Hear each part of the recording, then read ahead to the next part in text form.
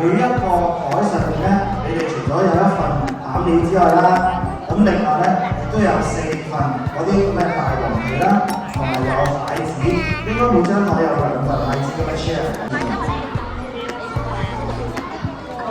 咁咧擺一個手掌度，咁然之後得適量嘅餡料啦，擺喺中間，得多少少都唔夠。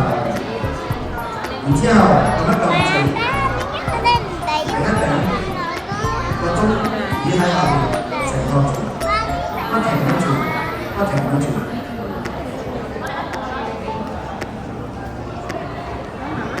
其實咧，佢好容易嘅。咁我哋咧，每一台咧4粒嘅。咁啊，當搞掂晒4粒之後咧，其實你個餡挑可以放住，餡挑咧掂一掂嗰啲蟹子，就可以喺上面咧掂一掂咧。就會有一個好靚嘅蟹子燒賣。哦，咁啊正好咧。咁大家可以試下啦。咁我會落到每一台去幫手。哇，好叻喎，好好。烤你又點做啊？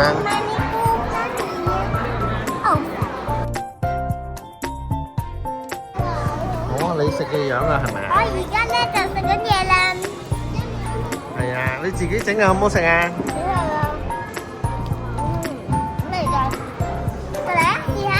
好啊！試下OK。好味嘅，哇！幾傻啲人。哦，食完燒賣仲有呢個包包上。你可以咁樣拎住啊！呢個咧仲可以咁樣拎住添喎。預備，1、2、3，跳啊！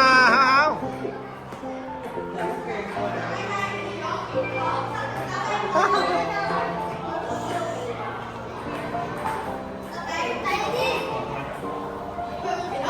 好，到你啦！